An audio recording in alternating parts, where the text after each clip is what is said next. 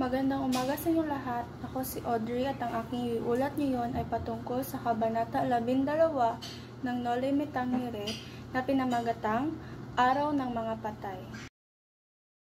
Ang mga tauhan sa kwento ay ang dalawang sepulturero, Padre Garrote at ang mga tao sa libingan. At ang tagpuan naman ay sa sementeryo ng San Diego.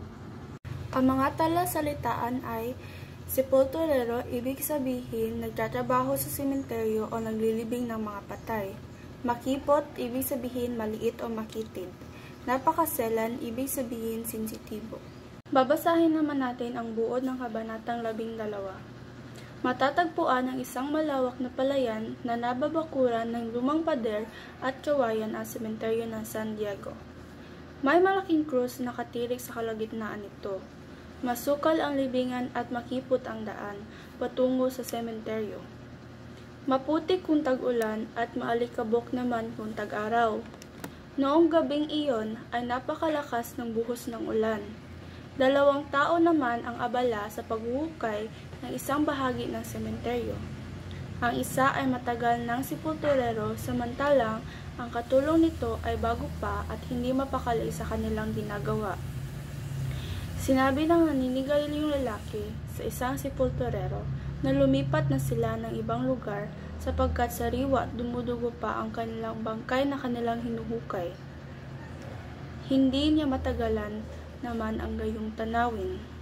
At sumagot naman ang kausap na siya raw ay napakaselan at marahil kung siya ay ang nasa kanyang kalagayan na ipinapahukay ng isang bangkay na may 20 araw pa lamang nalilibing sa gitna ng kadiliman ng gabi, kasalukuyang bumubuhos din ang malakas na ulan at namatay pa ang kanyang ilaw, ay lalo siyang mandidiri at kikilabutan ang buong katawan. Ang bangkay na iyon ay kailangang pasanin at ilibing sa libingan ng mga insek.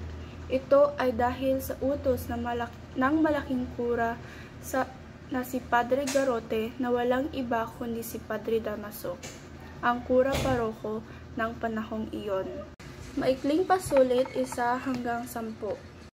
Tama o mali? Una, ang sementeryo ng San Diego ay nasa isang malawak na palayan. Ang sagot ay tama. Ikalawa, ang bangkay na kanilang hinuhukay ay may 20 araw pa lamang nalilibing. Ang sagot ay tama.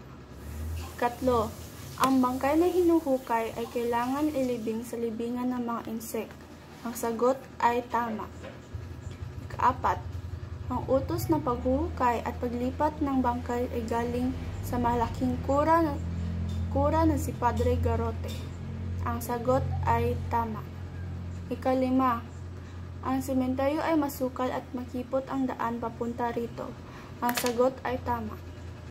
Multiple choice 6 hanggang 10. Ka-6. Sino ang nag-utos na ilipat ang bangkay sa libingan ng mga insek? Ang sagot ay D, si Padre Damaso. Ka-7. Saan matatagpuan ang sementeryo ng San Diego? Ang sagot ay B, sa palayan. Ika-8. Ano ang pangalan ng sementeryo? Ang sagot ay A, San Diego. Ika-9. Ano ang tawag sa naghuhukay ng bangkay sa sementeryo? Ang sagot ay B, sepulturero. Last but not the least, ika-10. Saan ililipat ang bangkay? Ang sagot ay letter A, sa libingan ng mga insek. Yun lang, salamat at sana may natutunan kayo sa Kabanata 12.